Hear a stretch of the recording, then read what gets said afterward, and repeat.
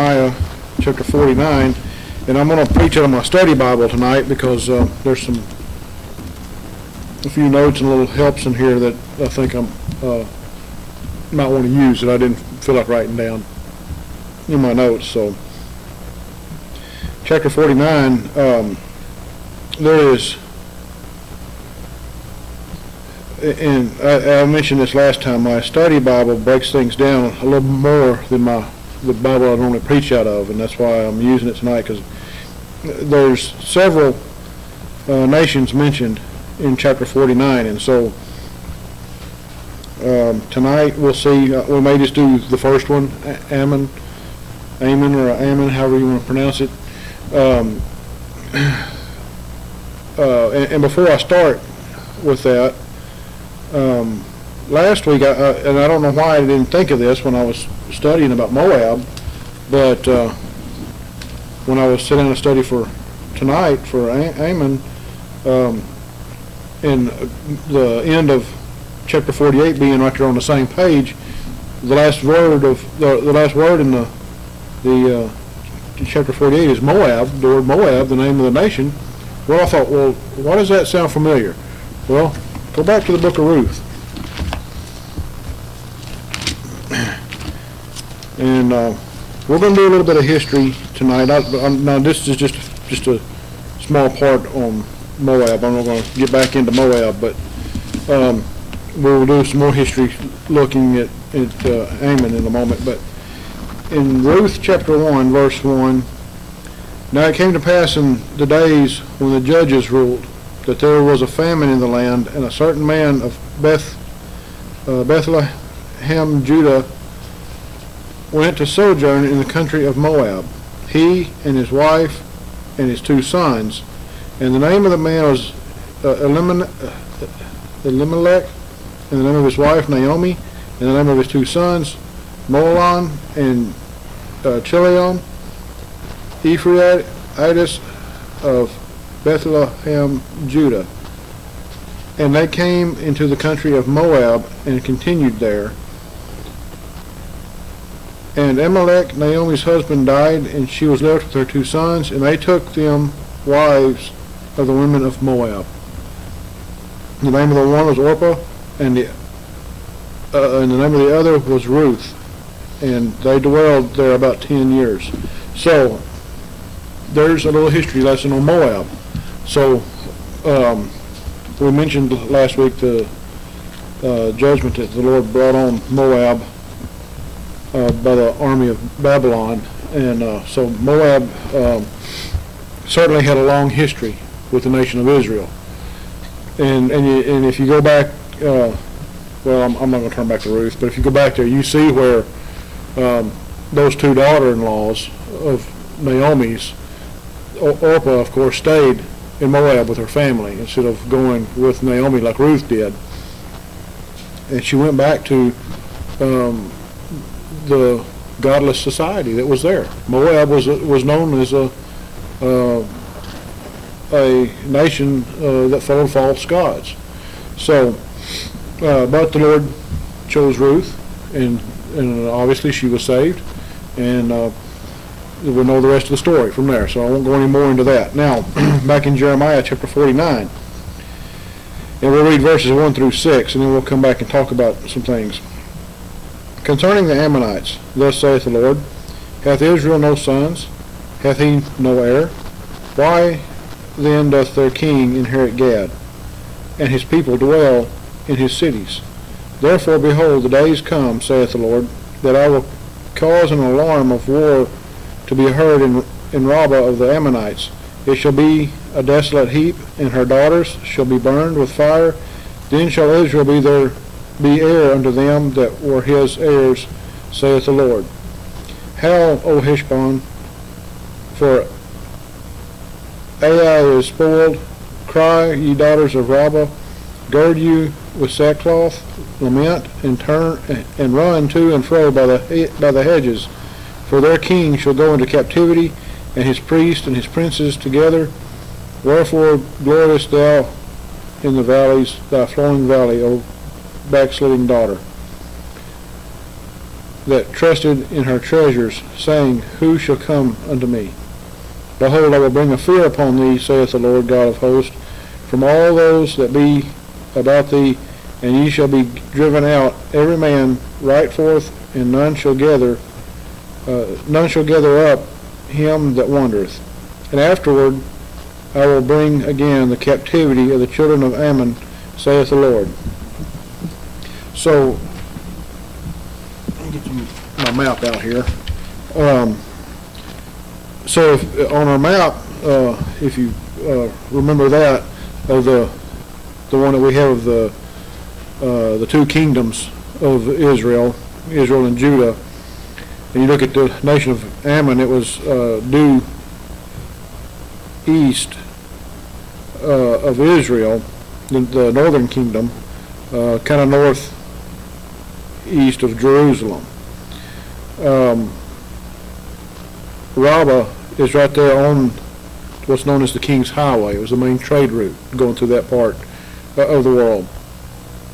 Heshbon, he mentions, is there.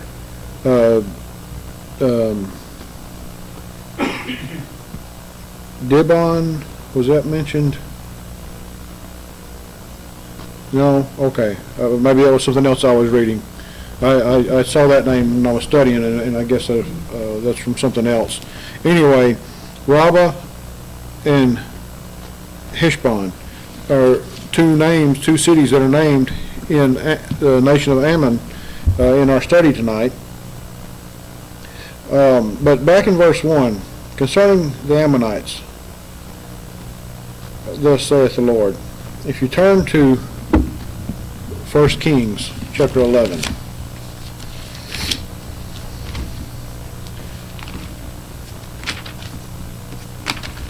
1 Kings chapter 11, and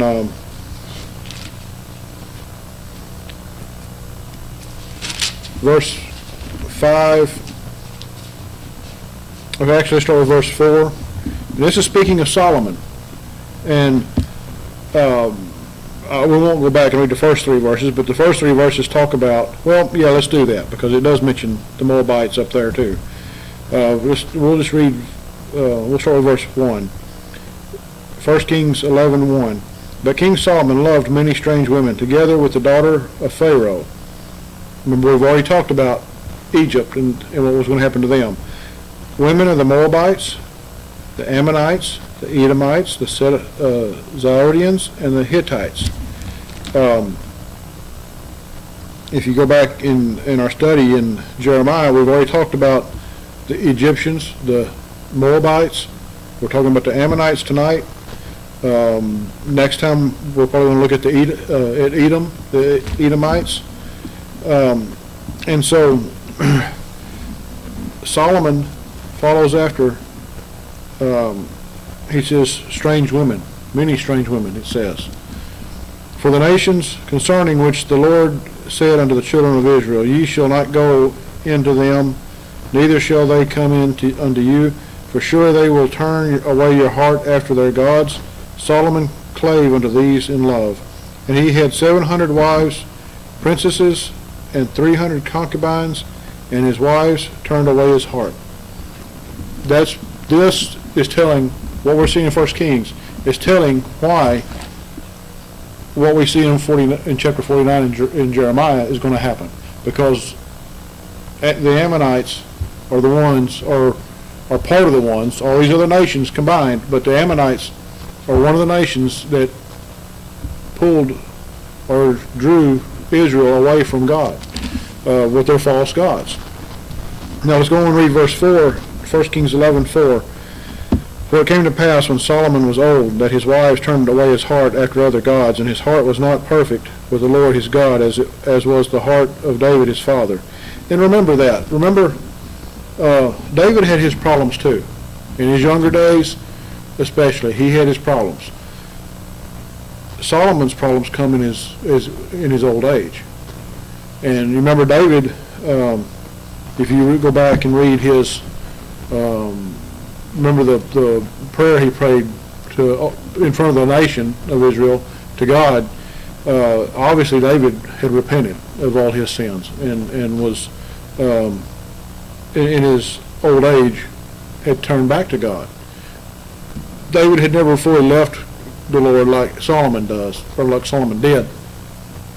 But as far as we know anyway, I don't remember David ever falling after false gods. But he did some evil things. Remember, he committed adultery and murder and some other things. But here we see Solomon in his old age turned from God. And it says his wives turned away his heart after other gods. And here's the wisest man, other than Jesus himself, the wisest man to ever live. And yet he turned his back on God. The one that he should have never turned his back on. Now, some will read this and they'll say, well, Solomon wasn't a saved man. Show me where it tells us that. It doesn't. Solomon, obviously, we read what Solomon wrote, read Proverbs and Ecclesiastes. And it's obvious Solomon was a saved man. There's no doubt. To say that because of his turning to other gods disqualifies him as being saved is ridiculous. If that was the case, we could lose our salvation, and that's not possible. Verse 5: For Solomon went after Ashtaroth, the goddess of the Zidonians, and after Milcom, the abomination of the Ammonites. He went after these false gods to follow them. And Solomon did evil in the sight of the Lord and went not fully after the Lord as did David his father. So, remember in Sunday school, in our study in the Kings, what our Sunday school teacher's been bringing out, after Solomon, it started with Solomon. That's when the kings begin to fall off and begin to stray from the Lord. He started a pattern, if you will, of how things were going to be in the kingdom until the Lord brought Babylon in to destroy them. Then did Solomon build an high place for Chemosh, the abomination of Moab. Remember we talked about Chemosh last week.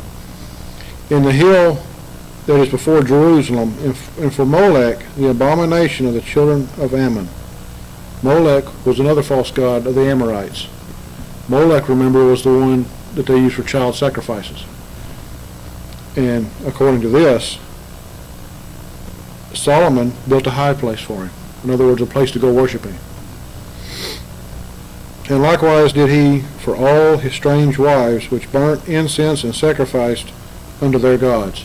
He did this because of his wives, supposedly for the love of his wives. Now, if he really loved them like he should have, he'd have stayed with the Lord. Instead, he followed after false gods. Now, back in Jeremiah. One other place I want to look. In the book of Amos.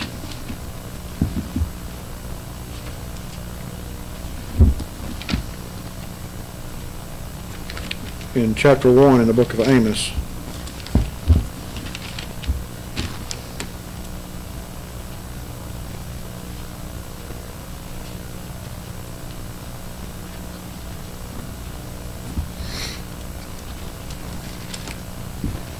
And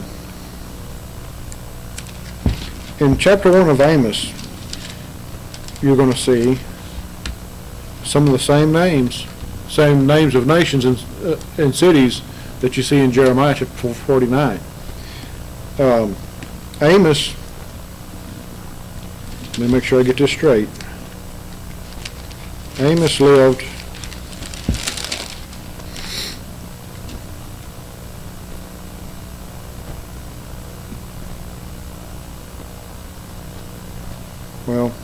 I don't see it now. I thought I saw in my introduction to the book, I thought I saw where it told what years he lived, but he was there in Judah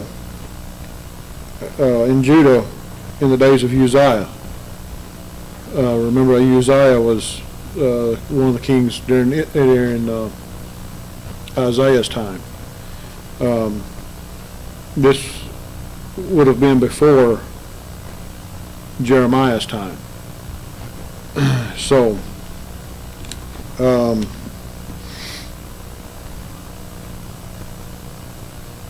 so according to this, Amos was after the time of Obadiah, Joel, and Jonah, and just before Hosea, Micah, and Isaiah. At this time, Uzziah reigned over a prosperous and military successful Judah. He fortified Jerusalem and subdued the Philistines, the Ammonites, and the Edomites. In the north, Israel was ruled by the king Jeroboam II. Economic and military circumstances were almost ideal, but prosperity only increased the materialism, the immorality, and the injustice of the people. And that's all covered in the book of Amos. During the years of Amos, Assyria, Babylon, Syria, and Egypt were relatively weak. So Israel, or Judah, the southern kingdom, was the mightier nation in that day. Now, if you ever paid much attention to history in the scripture, Israel, mostly, I guess maybe we should concern ourselves with Judah, because that's who this study is about mostly. Judah, it appears anyway, you don't see them going out and trying to conquer the world. That's not what the Lord had them do. And even when they were at their evilest point, if that's a word, they didn't seek to overthrow the world. Now, we know they tried to control their neighbors at times, and they would make alliances with the Moabites and the Edomites and the Ammonites and wind up breaking them, and they would have battles and all that with them, but they never tried to go out and conquer those places. But in Amos, in actually chapters 1 and 2, both, you see verse 3 through 5, you see the judgment on Damascus. The prophecy of Damascus is talked about in Jeremiah 49, later in the chapter, than we'll get tonight. Judgment on Gaza. What was in Gaza? Remember?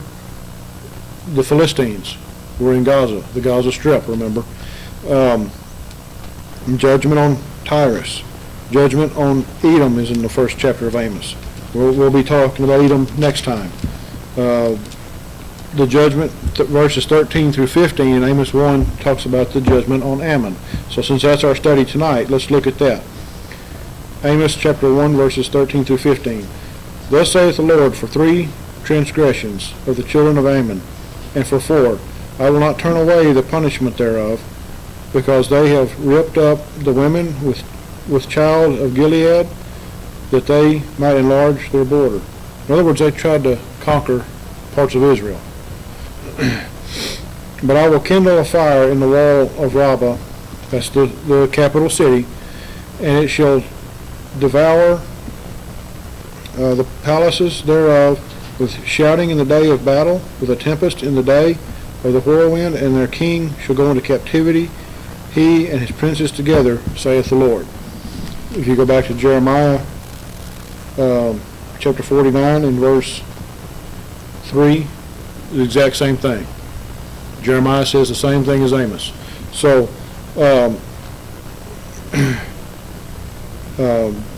Jeremiah or Amos tells of the judgments that are coming on these nations, as does Jeremiah.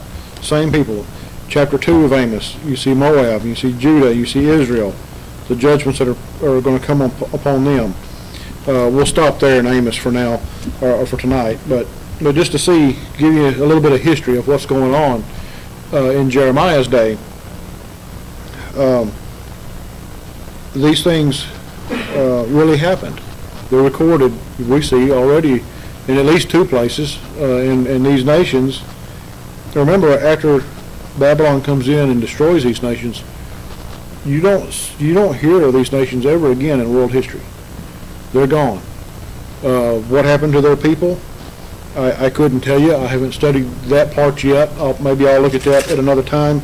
But there were, just like with Israel and Judah, there were descendants, oh, well, not descendants, there were remnants of those nations that escaped Babylon. There were Babylon, we see where in many cases they captured, he says here about Ammon, he took the king, the priest, and his princes captive. Now remember, with Ammon, just like with Moab, these priests that he mentions are not godly priests. These are the priests of their false gods. So in Babylon, once all this settles down eventually, and we'll get to that in Jeremiah's book in a few weeks, but when all this kind of settles down and everybody that's captive is in Babylon, then you got to remember that all these nations have different false gods, and they've got their priests. He tells every time they take the priest captive along with the king and the princes. These false priests, these priests who worship false gods, are taken to Babylon, and Babylon begins to form what's called the Babylonian mystery religion, and it all stems from all these other nations that they've captured. There was already a mystery religion in Babylon before all this takes place, but they add to it with all this. So we've talked about the mystery religion in our study in Revelation on Sunday night, so it kind of ties in with all of that. And now, back in Jeremiah 49,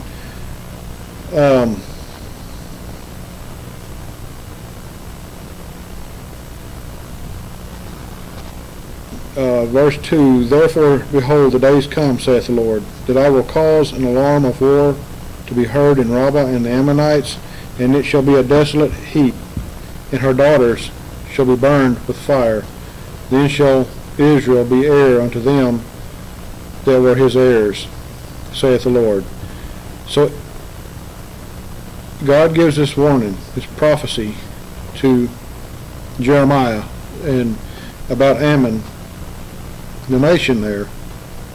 There's going to be an alarm of war, and when the Babylonian army comes, there's going to be an alarm sounded that the troop that they're coming, that their army's coming, but they're not going to have a chance. The army of Babylon is just going to overwhelm them. And he says it's that Rabbah, their capital city, like Jerusalem. Remember what they did to Jerusalem, like they did to Jerusalem. They're going to make it a desolate heap, he says. And he says her daughters shall be burned with fire. They're going to burn the city to the ground, and the people, if there's people who are left inside the city, are going to burn with it. He says, Howl, O Heshbon, for Ai is spoiled. Cry, ye daughters of Rabbah, gird ye with sackcloth, lament, and run to and fro by the hedges. For their kings shall go into captivity, and his priests and his princes together. And remember, I've mentioned this before, the thing to do back then when you captured a country or a nation, you captured the king and his princes and any people that would be heirs to his throne. And here they take the priests too.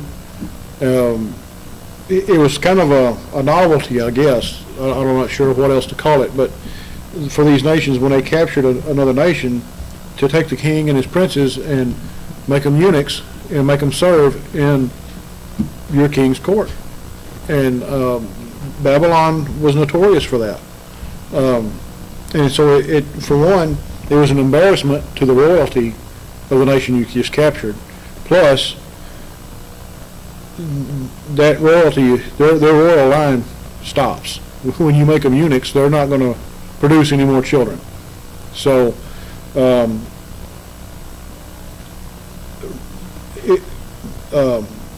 Babylon did some pretty wicked things to the people they captured. Now we realize that this is Ammon, this is not a godly nation, but still, today it would be considered cruel and unusual punishment, and the nation would be brought up on war crimes and all that if this was to happen today.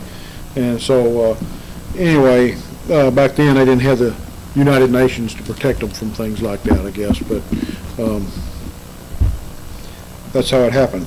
Verse 4, wherefore gloriest thou in the valleys, thy flowing valley, O backsliding daughter? They trusted in her treasures, saying, who shall come unto me? Notice the word who there is capitalized. Is that speaking of the Lord?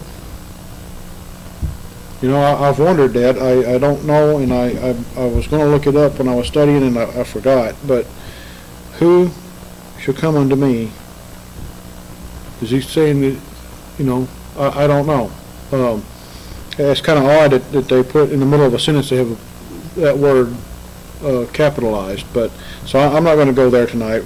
Maybe that's a study for another time. But if you know the answer, let me know. You know. So verse 5: behold, I will bring a fear upon thee, saith the Lord of hosts, from all those that be about thee, and ye shall be driven out, every man right forth, and none shall gather up him that wandereth. They're all going to be driven out. In other words, they're going to drive everybody out. There's going to be a remnant left. Remember, just as there are with the other nations, there's going to be a lot of people taken captive. There are going to be some that are just going to be refugees for a while. But he says, none shall gather up him that wandereth. So those that are scattered to the wind, if you want to put it that way, they're not even going to bother to go try and find them. They're just going to let them go. And afterward I will bring again the captivity of the children of Ammon, saith the Lord. They're going to be, the children of Ammon are going to be taken captive. And unlike Israel, Ammon's never heard from again. And don't get confused here. You know, we read in Amos. Amos obviously comes after the book of Jeremiah in the Bible. But remember, the prophets in the Old Testament are not necessarily in chronological order. So you have to remember that. Jeremiah lives sometime after Amos. So anyway, we'll stop there for tonight. We'll look more into Edom next time. Edom is another place, another nation next to Israel that contributed to Israel's downfall, and the Lord takes his vengeance out on them too. And remember, the Lord is the one doing all this. Babylon's not doing this on their own. The Lord is bringing Babylon down to punish these nations who have caused the downfall of Israel, the ones who have followed after false gods, and Israel has either intermarried with them or they've taken their false gods, whatever. Remember, that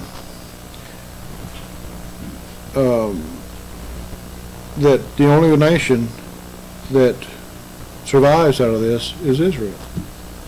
When the captivity is over with, 70 years later, only Israel is the one that survives as a nation, and will come back into the land. So we'll stop there for tonight.